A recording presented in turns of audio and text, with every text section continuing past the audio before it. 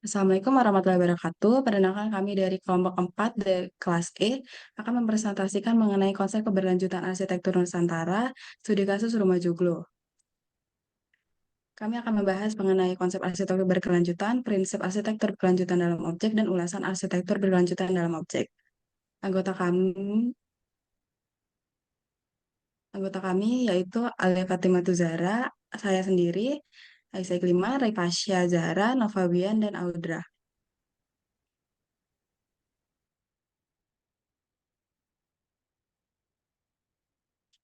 Yang pertama, konsep arsitektur berlanjutan.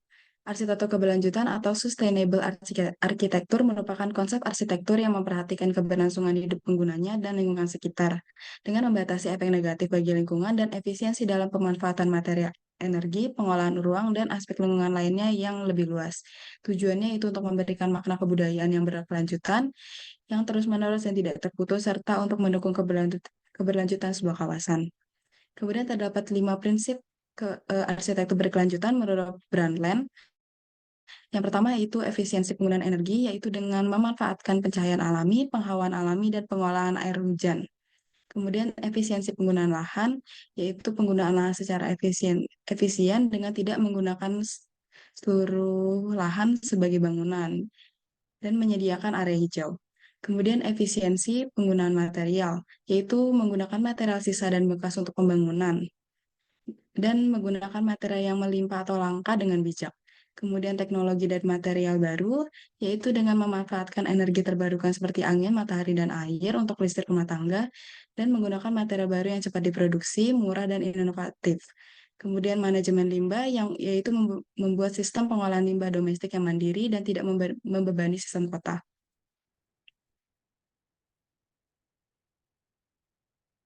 Kemudian gambaran umum objek.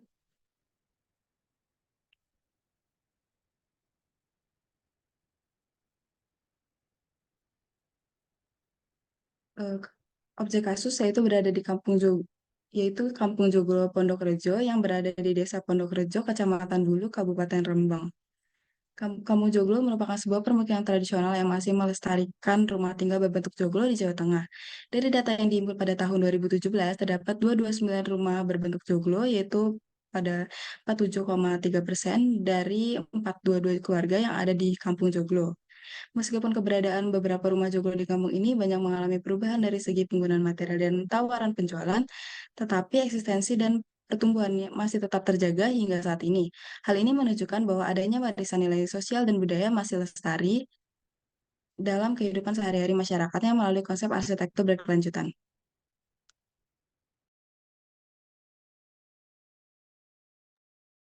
Lalu selanjutnya yaitu terdapat prinsip arsitektur keberlanjutan rumah joglo. Dilihat dari kondisi masyarakat di Kampung Joglo yang terletak di Desa Pondokrejo, Jawa Tengah, pada tahun 2017 itu sebanyak 1.322 penduduk. Mayoritas penduduk di Kampung Joglo ini memiliki mata pencaharian sebagai petani dan buruh tani. Lalu selanjutnya yaitu pelestarian rumah joglo. Terdapat ratusan rumah joglo yang berdiri di Desa Pondok Rejo. Pelestarian ini tidak terlepas dari budaya yang terdiri dari pilar sosial, pilar ekonomi, dan pilar lingkungan. Dilihat dari aspek sosial, setiap anak perempuan yang menikah akan dibangunkan rumah joglo. Dari segi ekonomi, rumah joglo dapat dijadikan sebagai aset dan diperjualbelikan. Penggunaan kayu jati yang berasal dari hutan belantara menjadi salah satu dari aspek lingkungan. Next. Dan selanjutnya itu ada aspek budaya. Bangunan joglo itu memiliki bentuk khas yang memiliki makna dan tradisi kuat. Hingga sekarang, rumah joglo bangunannya masih berlanjut secara turun-temurun. Banyak warga yang memiliki spirit keinginan untuk melestarikan bangunan rumah joglo.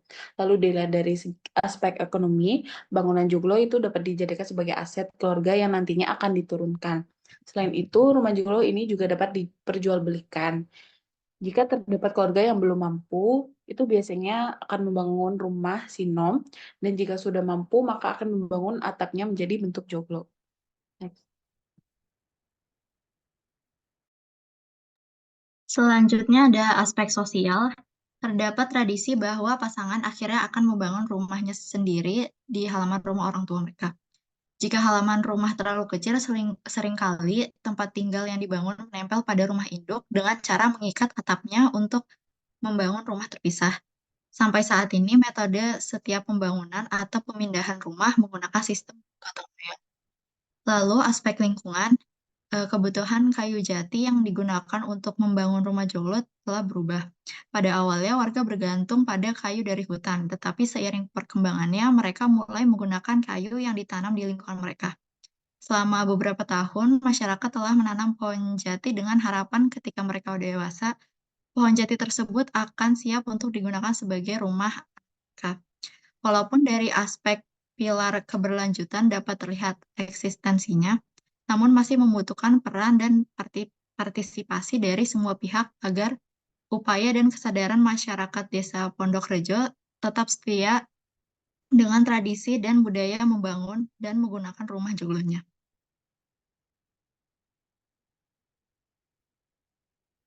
Selanjutnya ada prinsip penerapan kenyamanan termal.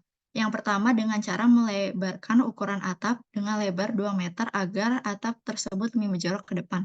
Fungsinya untuk mencegah radiasi panas yang langsung masuk ke dalam bangunan. Kedua, untuk dapat merasakan udara langsung, dapat didesain bukaan yang besar seperti jendela dan ventilasi silang, agar tidak terjadi akumulasi panas yang berlebihan pada ruangan tersebut. Selanjutnya ketiga, menggunakan material juga menjadi penentu nyamannya suatu bangunan. Pada desain dengan konsep joglo menggunakan material kayu, di mana kayu dapat memberikan kesan tradisional. Baik, selanjutnya ada ulasan konsep keberlanjutan pada ojek kampung joglo Pondok Rejo.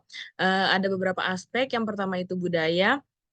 Dengan kelebihan itu tetap terjaganya keberadaan rumah joglo. Kemudian untuk kekurangannya, banyaknya generasi muda yang tidak memiliki kesadaran terhadap budaya ini, sehingga sulit untuk tetap menjaga keberlanjutan tradisi rumah joglo ini. Kemudian ada aspek ekonomi. Kelebihannya dapat menjadi aset ekonomi yang dapat diwariskan secara turun-temurun, sehingga masyarakat dapat terus melestarikan. Sedangkan untuk kekurangannya, masyarakat hanya melihat rumah joglo sebagai aset ekonomi tanpa benar-benar memahami makna dan tradisi dari rumah joglo itu sendiri. Kemudian untuk aspek sosial, adanya budaya gotong royong dalam membangun rumah yang masih dilestarikan hingga sekarang dapat menjadi salah satu ciri masyarakat Indonesia. Sedangkan untuk kekurangannya, turunnya eksistensi rumah joglo apabila semangat gotong royong warga tidak dijaga atau semakin luntur. Kemudian untuk aspek lingkungan, terdapat proses adaptasi pada arsitektur berkelanjutan yang dicirikan dengan pergantian bahan kayu jati menjadi kayu-kayu yang ditanam di lingkungan permukimannya untuk mencegah punahnya kayu jati alami di hutan. Untuk kekurangannya, berkurangnya ciri khas rumah joglo yang dibangun dengan dasar kayu jati. Selain itu, dari segi kekuatan, bahan kayu hutan dinilai tidak sekuat bahan kayu jati. Kemudian pada aspek kondisi masyarakat, terdapat kelebihan yaitu kondisi masyarakat Kampung Joglo Pondok Lejo yang sebagian besar memiliki kehidupan pedesaan agraris mempengaruhi kebiasaan masyarakat yang begitu menghormati alam dan menjaga tradisi-tradisi leluhur tetap lestari. Hal ini dapat membawa dampak besar terhadap eksistensi rumah joglo di Indonesia. Namun terdapat kekurangan yaitu pada era generasi muda saat ini, bercocok tanam merupakan kegiatan yang jarang sekali dilakukan oleh anak muda, sehingga rentan terjadi kelunturan budaya bercocok tanam pada masyarakat Kampung Joglo. Next.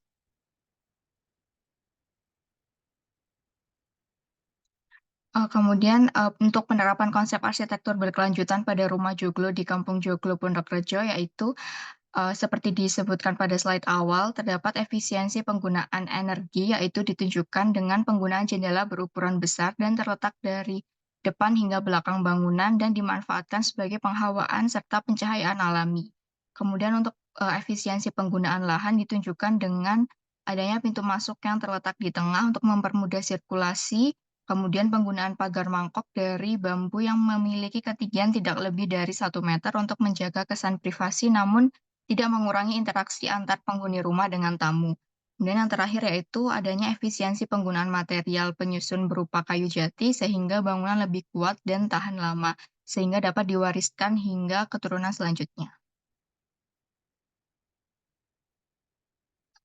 Sekian presentasi dari kelompok kami. Kurang lebihnya mohon maaf. Terima kasih atas perhatian.